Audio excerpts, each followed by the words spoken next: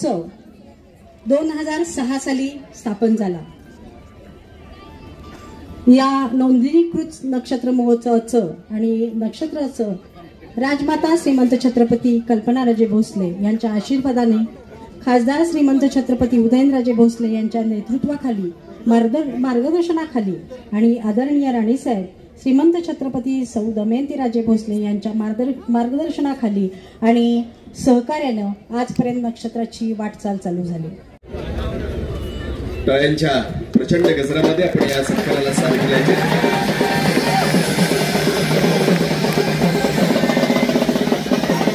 देशांचे स्फूर्तीस्थान आमच्या सर्वांचे लाडके नेते आदरणीय श्रीमंत छत्रपती उदयनराजे भोसले यांचा सन्मान सुजाताताई राजे महाडिक म्हणजे नगराध्यक्षा सातारा यांच्या हस्ते सन्मान। या कार्यक्रमाच्यासाठी आवर्जून उपस्थित असलेल्या आदरणीय सौ रसिकाताई वाळकर या ठिकाणी रसिकाताई वाकळकर मॅडम यांचा या ठिकाणी सन्मान होतोय। धन्यवाद ताईसाहेब। स्वर्गीय लोकनेते सुस्वागत है। आज नक्षत्र का बहुत भाग है कि पंकजा ताई हमारे साथ हैं और बहुत खुशी है इसलिए कि आप सबको मालूम है कि मुंडे साहब उदयनराजे के मतलब कि मेंटर बोलते हैं, क्या what you call a mentor, what you say in Marathi, मार्गदर्शक और वडिलांसारखे होते। और मुझे एक नक्षत्र के बारे में आपको सालों साल मालूम है, 18 साल हो गए हैं, आप सब ने साथ दिया, उसकी मैं बहुत बहुत आभारी हूँ। और मेरे साथ जो सब यहाँ पे उपस्थित साथ जो औरतें हैं जिन्होंने जो नगर सेविका थे, नगर अध्यक्ष रही हुई हैं और उन्होंने सालों साल इस कार्यक्रम को बढ़ाया है और अच्छा किया है, उसकी मैं बहुत बहुत आभारी हूँ। लेकिन आज जो पंकजा ताई यहाँ पे आए हैं उसकी मैं बहुत खुश हूँ वो होके, इसलिए कि मुंडे साहब, आपको पंकजा ताई मालूम होगा कि नहीं मालूम नहीं, मैंने ये कहानी मैंने एक्चुअली अभी, आपको मालूम था? उनको मालूम भी नहीं था, वो भी बच्चे थे, हम भी बच्चे थे।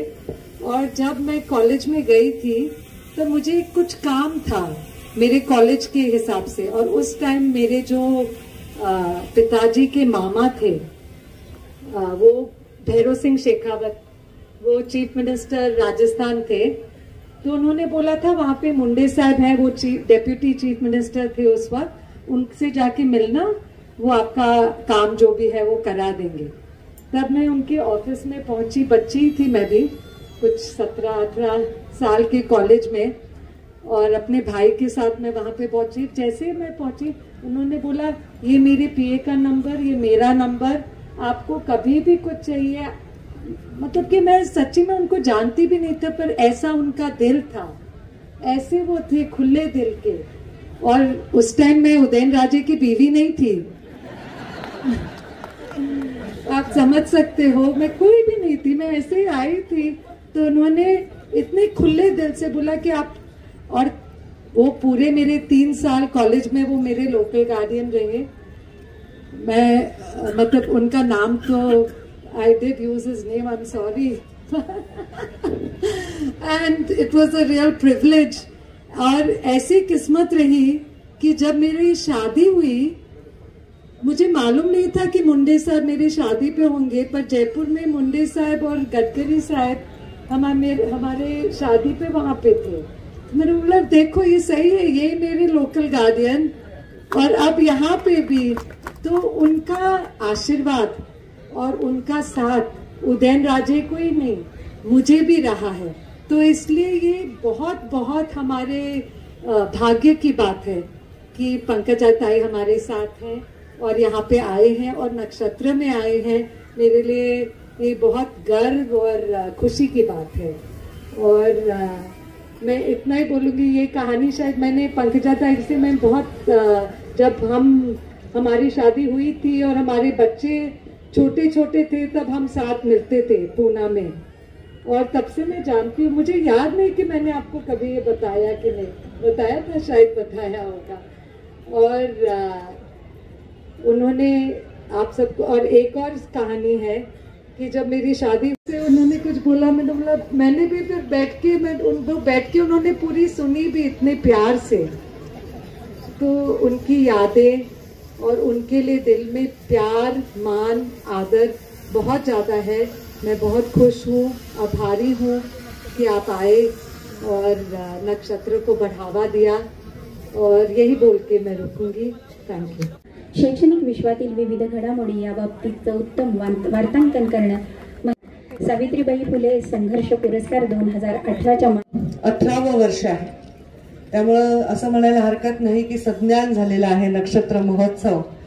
तर या नक्षत्र महोत्सवाच्या निमित्ताने मी इथे आलेली आहे आणि इथे येण्याची आज्ञा मला ज्यांनी दिली ते आदरणीय छत्रपती उदयनराजे भोसले, आणि त्यांनी आज्ञा दिली असं म्हटलं तर ते योग्यच आहे, कारण त्यांनी मला फक्त सांगितलं या तारखेला या वेळेला इतकं। तर मी म्हटलं ठीक आहे राजे, मी कुठेही असेल तरी मी तिथे पोहोचेन, आणि मी वेळेवर अगदी डॉट पोहोचले त्याला, कारण त्यांची आज्ञा मला कधीच मोडवत नाही। धकाधकीने बरेच वर्षाचा संपर्क तुटला, पण आज जेव्हा आम्ही भेटलो तर असं वाटलंच नाही की 1 दशक मध्ये निघून गेलं। इतकं प्रेमाने आम्ही दोघी भेटलो आणि दमयंती राजे इतकं सुंदर काम करतात हे पाहून मला खूप खूप आनंद झाला। मी ऐकलं होतं पण आज प्रत्यक्षात पाहिलं। मंचावर उपस्थित सन्माननीय महिलांचा आपण सत्कार केला, त्यांना वेगवेगळ्या क्षेत्रात त्यांनी खूप यश मिळवलेलं आहे आणि खूप काम चांगलं केलंय, त्यांचं सुद्धा मी मनापासून अभिनंदन करते। आज या नक्षत्र महोत्सवाचं उद्घाटन झालं असं या निमित्ताने जाहीर करते आणि खूप शुभेच्छा देते या महोत्सवाला, कारण हे जे महोत्सव आहे फार महत्वाचे आहे।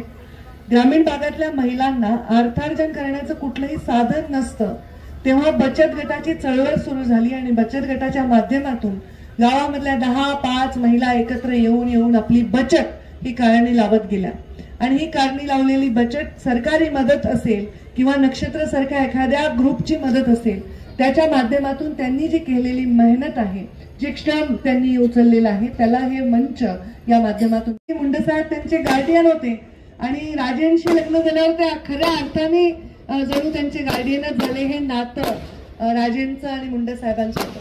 मला आठवते राजेंची पहिली भेट, त्यांना नसेल आठवत, ते पण एकदम लहान होते आणि अगदी वयाने लहान होते, बारीकशे, आणि ते आमच्या घरी आले होते आणि मग सगळ्या गावात छत्रपती आले अशी चर्चा होती, आणि तेव्हा पहिल्यांदा राजकारणात ते पदार्पण त्यांचं झालं आणि ते आमच्या घरी आले। अत्यंत लहान त्यांचं वय होतं, तेव्हापासून मुंडे साहेबांनी त्यांच्यावर खूप प्रेम केलं आणि त्याहून जास्त प्रेम राजेंनी आज मुंडे साहेबांना जो 10 वर्ष झाले तरी करतात। पत्रकारांनी ना खूप गोड गोष्ट केली आज, म्हणजे तिकडे गाठलं आणि माईक समोर ठेवला, बूम समोर ठेवला। मी म्हटलं बापरे, बूम आला म्हणजे आता काहीतरी वेगळं आहे, पण त्यांनी इतका गोड प्रश्न विचारला। माझ्या राजकीय जीवनाच्या 20 वर्षात मला कोणीच असा गोड प्रश्न विचारला नाही। पत्रकारांनी प्रश्न विचारला, ताई आता इकडे येऊन कसं वाटतंय तुम्हाला, माहेरी आलात, किती छान बोललात तुम्ही, खरंच मला माहेरी आल्यासारखं वाटतंय, कारण माहेरच नाही ना, मी घरात मोठी, राजकारणामध्ये एवढा संघर्ष, आणि बाबांच्या जाण्यानंतर एक स्त्री शरीरात जन्म घेऊन पुरुषाचे सगळे सोपस्कार करावे लागणारे मी, मला माहेरगी कधीतरी जावं वाटतं ना। मलाही वाटतं की कोणीतरी कोणावर तरी आपली जबाबदारी टाकावी, आपण कुणावर तरी अवलंबून असावं। तर छत्रपती उदयनराजेंना बघितल्यावर मला नेहमी असं वाटतं की असा एक व्यक्ती आहे ज्यांच्यावर मी अवलंबून राहू शकते।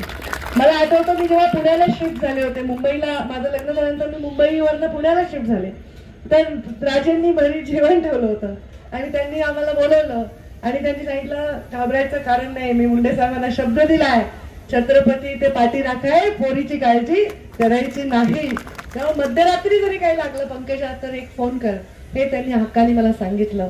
खूप हे महत्वाचं असतं, कधी माणूस ते व्यक्त करतं, कधी त्याचा फायदा घेतं असं नाही, पण कोणी म्हणणं की मी आहे हे खूप महत्वाचं असतं, आणि ते राजेंकडे बघून मला नेहमी वाटतं, म्हणून त्यांचा शब्द मी टाळला नाही।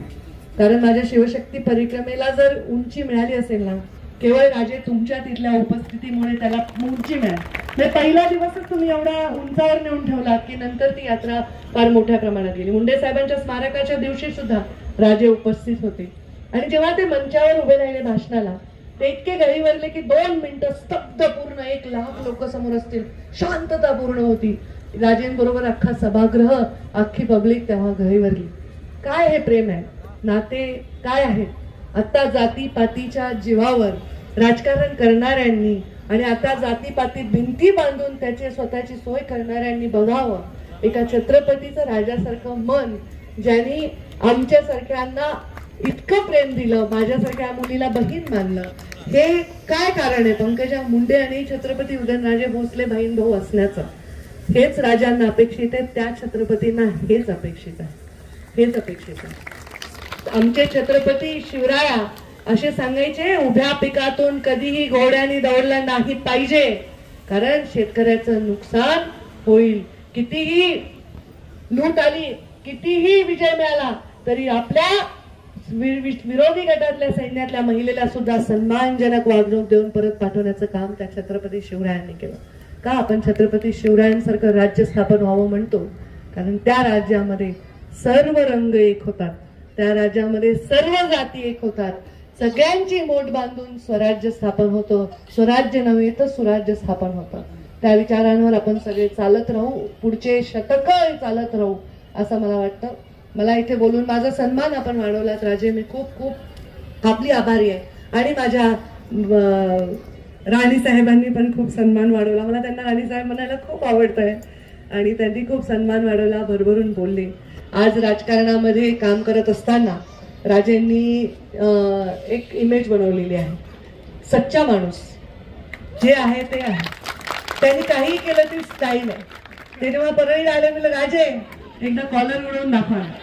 म्हणजे असं मी तर त्यांना म्हणलं, दबंग आहे आमचे राजे, दबंग एकदम मनाचा मोकळा, सच्चा, ढाकळा आणि राजा माणूस असे आमचे राजे.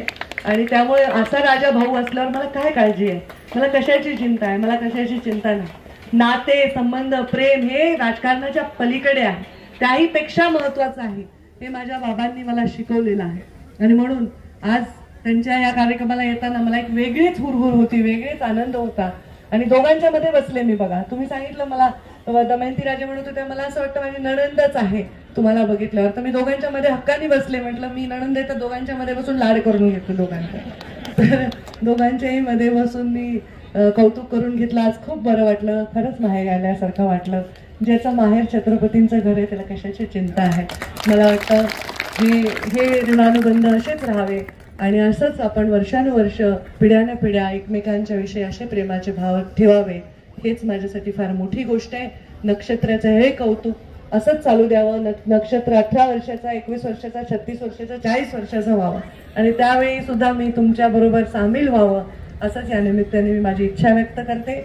बचत गटाच्या चळवळीचं भाषण मी काही वेगळं करत बसणार नाही. इकडे मी ऑलरेडी ते मंत्रीपद सांभाळलेलं आहे. प्रधानमंत्री नरेंद्र मोदी स्वतः आमच्याकडे संभाजीनगरला आले होते. 4.5 लाख महिला तिथे आल्या होत्या त्या कार्यक्रमाला. आमच्या बचत गटाच्या महिलांना मी अमेरिकेला पण घेऊन गेले, त्यांचे प्रोडक्ट्स अमेरिकेपर्यंत विकायला घेऊन गेले. नंतर ते चळवळीचं थोडंसं कामी मागे पडली ती चळवळ, राजकीय अस्थिरतेमुळे असेल, आणखी काही कारणामुळे असेल. पण बचत गटाची चळवळ फार महत्वाची आहे. ज्या दिवशी स्त्री घराच्या आर्थिक कणा बनते त्यावेळी समाज सुधारतो असा विचारांची मी आहे. आणि त्यामुळे स्त्रीला आर्थिक सक्षम बनवणं आणि स्वतंत्र बनवणं ही काळाची गरज आहे. आणि त्याच्यामुळे या बचत गटाच्या चळवळीला प्रचंड यश मिळो अशीच मी प्रार्थना करते, शुभेच्छा देते आणि माझ्या वाणीला विराम देते. धन्यवाद. जय हिंद, जय महाराष्ट्र. हे नातं तुमच्या दोघांचा हा धागा असाच अखंडित राहावा या शुभेच्छांसह मी या कार्यक्रमाला संबोधित करण्यासाठी विनंती करतोय तमाम महाराष्ट्राच्या तरुण. पंकजाताई या ठिकाणी आल्या, खऱ्या अर्थाने केवळ सातारा तुमचं माहेर नाही, एक लक्षात घ्या, मुंडे साहेबांनी अनेक लोकांवरती एवढं प्रेम केलंय की संपूर्ण महाराष्ट्र तुमचं माहेर आहे. या कार्यक्रमाच्या नक्षत्राच्या त्या बोलल्या काय ते माहित नाही, अशा दमयंती राजे त्यांच्या आणि पंकजाताईंच्या मैत्रीण आणि रुद्रा फाउंडेशनच्या सर्व रसिकाताई वाकलकर, माझे मित्र धैर्यशील दादा, भरत नाना, सुनील, या ठिकाणी आवर्जून उल्लेख करावा असं वाटतं की मी जे घडलो त्याचा सिंहाचा वाटा जर कोणाचा असेल तर मुंडे साहेबांचा होता. 7वीत असताना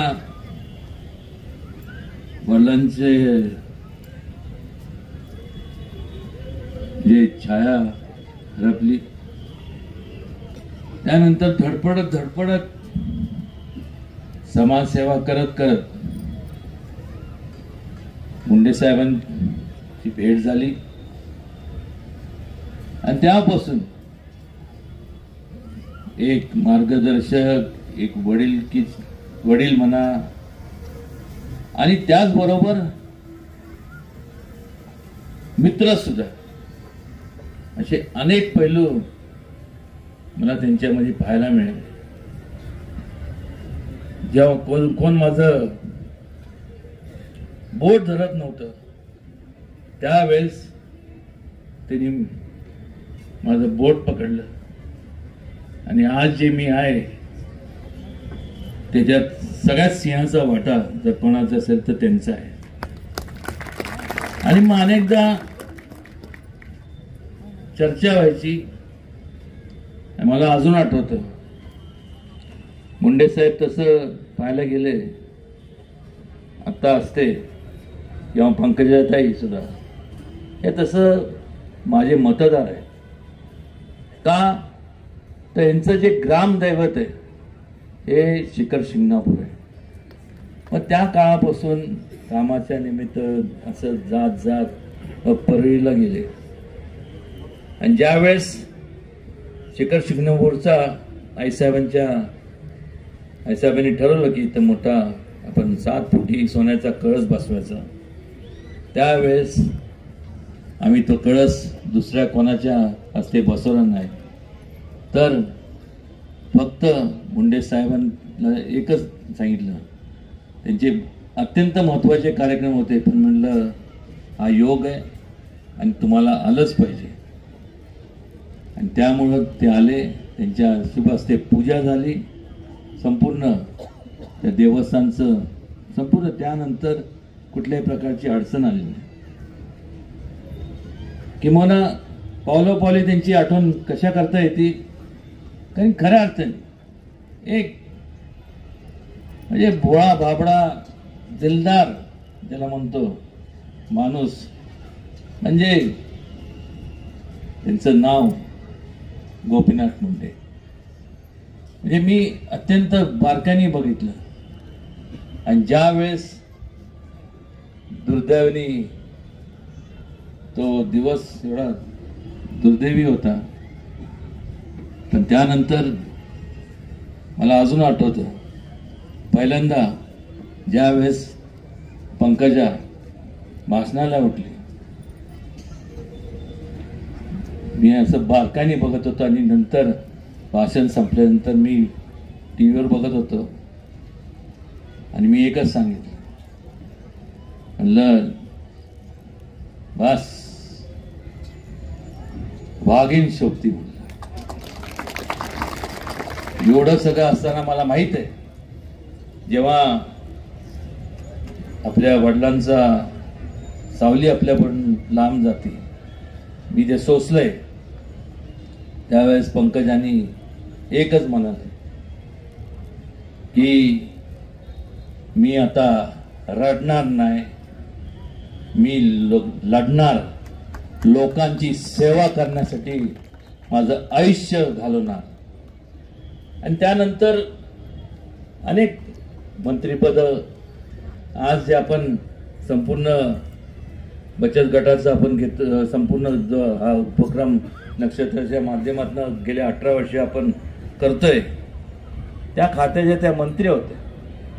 किंवा परवाच त्यासाठी म्हणजे मी दुसऱ्या कामासाठी गेलो होतो मुंबईला, गिरीशभाऊ महाजन यांची भेट झाली त्यांना मी सांगितलं की आज त्यांच्याकडे ते खातं आहे आणि कुठंतरी ह्या संपूर्ण बचत गटासाठी एक चांगल्या प्रकारचं भवन या ठिकाणी व्हावं, एक बाजारपेठ निर्माण व्हावी याकरता आम्ही प्रपोजल दिलंय आणि लवकरात लवकर त्यांनी आम्हाला आश्वासन दिलंय की ते सुद्धा आम्ही मंजूर करू. पण कारण नसताना पंकजांनी माझं खूप कौतुक केलं. आदेश हे ते तुम्हाला वाटतंय का? आदेश मी एकच सांगितलं. लहानपणी कसं असतं माहिती ना, मी म्हणलं आला नाही, काय म्हणतात कट्टी, म्हणलं मग कट्टी होईल. त्यांना कट्टी नको, मग या. आणि एक खऱ्या अर्थाने मगाशी ज्या व्यक्तींचा आपण म्हणजे तिथं नतमस्तक होतं, छत्रपती शिवाजी महाराज यांच्या आदर्श घेऊन नाव सांगणारे भरपूर लोक असतात, पण त्यांचा आदर्श घेऊन त्या पद्धतीने ते त्यांचे आदर्श आचरणात आणण्याचं काम फार थोडे लोकांनी केलं. त्यापैकी मुंडे साहेबांनी त्यांच्या पश्चात पंकजाताई. सर्व धर्म समभावाची संकल्पना त्या काळात महाराजांनी मांडली. लोकांचा सहभाग राज्यकारभारात व्हावा ही लोकशाहीची संकल्पना त्यावेळेस छत्रपती शिवाजी महाराजांनी त्यावेळेस ती मांडली, आचरणात आणली. आणि आज तसं पाहायला गेलं तर लोकशाहीचं खरं तो ढाचा आहे तो छत्रपती शिवाजी महाराजांनी केला. या ठिकाणी फार बोलणार नाही, पण एवढंच सांगतो की फार थोडे लोक असे असतात जे त्यांच्याकडनं काय घेण्यासारखं असतं.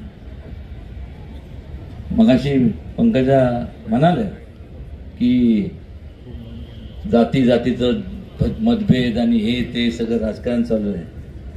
आपण सगळ्यांनी विचार केला पाहिजे की कुठंतरी जात पात ही अलीकडच्या काळामध्ये लोक वैयक्तिक स्वार्थासाठी त्याचा वापर करत आहात. त्याच्यापासून लांब राहिलं पाहिजे आणि एक बंधुत्वाच्या भावनेने आपण राहिलो तरच हा देश प्रगतीच्या मार्गाने जाईल. अन्यथा अधोगतीशिवाय दुसरा कुठला मार्ग शिल्लक राहत नाही. फार बोलणार नाही, बोलण्यासारखं भरपूर आहे, पण मनापासून आनंद वाटला आज पंकजाताई या ठिकाणी आल्या आणि खूप बरं वाटतं. त्या बोलायला लागल्या की एवढी मुंडे साहेबांची आठवण येते, असं वाटतं की त्यांनी बोलतच राहावं. त्यांना सुद्धा भरपूर ठिकाणी संपूर्ण अनेकदा त्यांच्या मुंडे साहेबांच्या पश्चात खूप त्रासाला सामोरे जावं लागलं. पण मी त्यांना एकच सांगितलं, तुम्ही कुठलीही काळजी करू नका, मी आहे. तुमच्यापर्यंत पोहोचायच्या अगोदर माझ्याशी माझ्या सामोरे जावं लागणार. आणि एक प्रकारचं हे जे नातं आहे हे अतुटाचं नातं आहे. आणि असंच केवळ जसं आमचं नातं आहे तसं प्रत्येकाचं एक माणुसकीचं नातं आपण सगळ्यांनी जपणं ही काळाची गरज आहे. नाही तर मला सांगा ना, कधी श्वास आपला बंद होईल सांगू शकत नाही. कोणी सांगू शकत नाही की आपण किती जगणार आहोत. पण जोपर्यंत आपण जगतोय तोपर्यंत एक बंधू प्रेमाच्या भावनेने आपण जगलो तरच त्याला हे जीवन सार्थक होतं असं आपल्याला म्हणता येईल. आणि पुन्हा एकदा आज त्या राष्ट्रीय महासचिव आहेत, लवकरात लवकर त्यांना मोठ्या हुद्द्यावरती ते जाव्यात याचं मनापासून त्यांना माझी नाही तर अनेक म्हणजे संपूर्ण महाराष्ट्रातील लोकांची इच्छा आहे की कुठेतरी सायरन आणि हे ते असावं, म्हणजे चकटफू मध्ये मायासारख्यांना रुबाबात बसता येईल. तो माझा स्वार्थ झाला.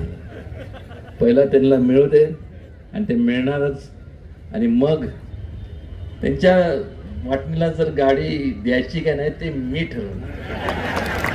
पदावरती बसा, गाडी आपल्या ताब्यात पाहिजे. एवढंच बोलतो आणि खूप खूप त्यांच्या व्यस्त कार्यक्रमातून त्या वेळात वेळ काढून या ठिकाणी आलं.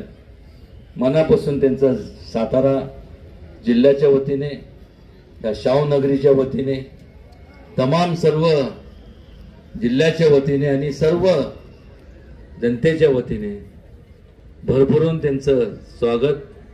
आणि आपण येत चला, नुसतं हाक मारायची. मी तर एवढं पण सांगेन, तुम्ही काळजी करू नका. आता महिला सक्षमीकरणचं सगळं चालू आहे. मी कधी कधी विचार करतो, कुठेतरी आता आपण हे आपल्याला शांत करण्याचा होते डाव दिसतोय. पण तुम्ही सांगा, फक्त तुम्ही इथनं उभं राहा. तुमचा प्रमुख प्रचारक सुद्धा म्हणून मी राहीन. आणि लोक खूप प्रेम करतात. अनेक लोक आहेत, तुमच्या माहितीशी सांगतो,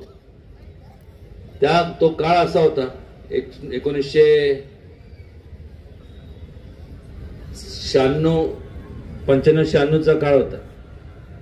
मुंडे साहेबांकडे मी एक प्रस्ताव मांडला, कारण की अनेक वर्षापासून या संपूर्ण पश्चिम महाराष्ट्राने ज्यांना भरभरून मतं दिले त्या लोकांनी काहीच केलं नाही. मग त्यांच्याकडे मी एक प्रस्ताव मांडला की एखादी जागा सपाट असताना तिथं आपण धरण बांधू शकत नाही. ही संपूर्ण सह्याद्रीचे संपूर्ण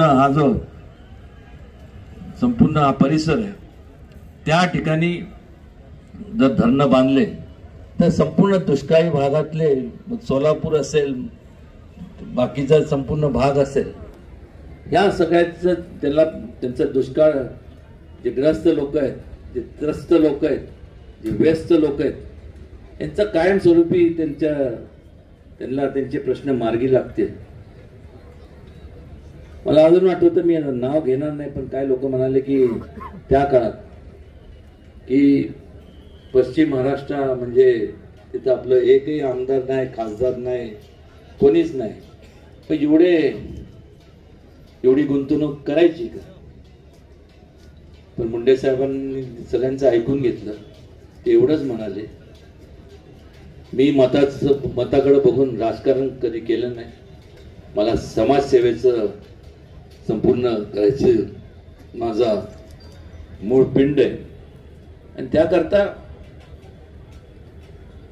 कोण निवडून येतं, कुठल्या पक्षाचं, याच्यापेक्षा जास्त त्या लोकांचं ते संपूर्ण त्रासलेले लोक आहेत, त्यांचा त्रास कमी झाला पाहिजे. ते सुद्धा एक चांगल्या प्रकारे जीवन त्यांना जगता आलं पाहिजे. आणि त्यावेळेस कृष्णा खोरेसारखे संपूर्ण जी योजना आहे त्यांनी मान्यता दिली. आणि आज संपूर्ण दुष्काळ भागात जे लोक आहेत, अक्षय सांगतो, आज जिथं कुसळ उगवायची नाही, आज तिथं हिरवंगार सगळं पाहायला मिळतं. आणि त्याचं संपूर्ण श्रेय जर कोणाला असेल तर मुंडे साहेबांना आहे. त्यामुळे सांगितलं मी आपल्याला की तुम्ही ह्या भागातल्या लोकांप्रती उपकार म्हणणार नाही, पण खूप म्हणजे ज्यांना भरभरून दिलं त्यांनी कधी काळजी घेतली नाही, आणि ज्यांना काही दिलं नाही त्यांना सांभाळलं. ही जाणीव या प्रत्येक जिल्ह्यातल्या प्रत्येक, आणि याच काय सोलापूर काय संपूर्ण परिसरातल्या सगळ्या लोकांना आहे. त्यामुळे पंकजा ताई, एवढंच एक लक्षात घ्या की सक्षमीकरण महिलांचं आहे आणि तुम्ही सक्षम आहात, पुढचं काय बोलत नाही. आणि सक्षमतेला लक्षात आलं ना, त्या लेवललाच राहिलं पाहिजे. आणि त्या लेवलसाठी जे म्हणून एक भाऊ या नात्याने करावं लागेल ते निश्चितपणे करील. त्यांच्या संपूर्ण सामाजिक कार्यकर्ता, त्यांच्या संपूर्ण सामाजिक कार्याच्या माध्यमातून राजकीय कारकिर्दी करता मनापासून सगळ्यांच्या वतीने आपल्याला भरभरून शुभेच्छा देतो. आणि पुन्हा एकदा आपण या ठिकाणी आला आणि आपलं मनोगत व्यक्त केलं, खरोखर मन भारावून गेलं. एवढंच मी सांगेन. आणि असंच वरच्यावर काय काम नसलं तरी फक्त आपण म्हणतो ना की कुठेतरी फिरायला जाऊ, फिरण्यासारखे ठिकाणं भरपूर आहे तिथं, असंच फिरत येत जावं इकडं. मी तर म्हणतो की जे जलमंदिर आहे ते तुमचंच आहे, तुम्ही तिथंच येऊन मुक्काम करा बस. म्हणजे मी मोकळा झालो, माझ्यावरती जबाबदारी मिटली.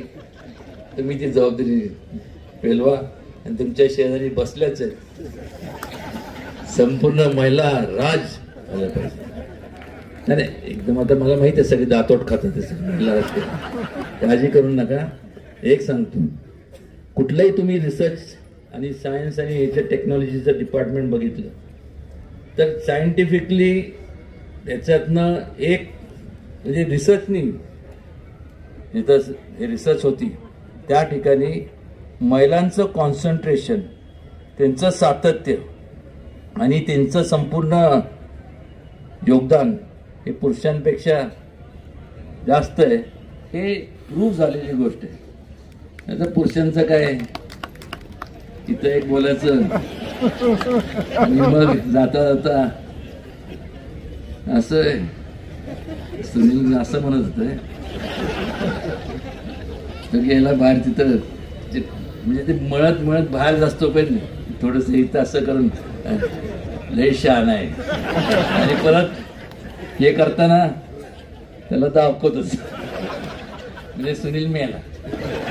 असं महिलांचं नसतं. त्यामुळं विश्वास महिलांवर ठेवा. म्हणजे याचा असा अर्थ नाही की माझ्यावर ठेवू नका. मी सुद्धा एक एक्सेप्शन म्हणतो ना, एक अपवाद म्हणतो, त्यातलं एक मी पात्र आहे. सगळे आता म्हणत असेल की आम्ही काय विश्वासाचे पात्र नाही. बघू आता आहे एप्रिल मे मध्ये बघू. तसं काय बघायची भानगडीत पडू नका. चेष्टा केली. तुम्ही सुद्धा विश्वासाचे पात्र आहात. कुठेतरी फार सगळं एकदम गंभीरपणे सगळे चाललं होतं म्हणून मला थोडंसं लोकांमध्ये जरा झोपतील. आणि आता जास्तीत जास्त खिशात जेवढे पैसे आहेत बाहेर सांगून ठेवले सिक्युरिटीला, म्हणलं ज्यांना घरी जायचं असेल ना त्यांची खिशे तपासा.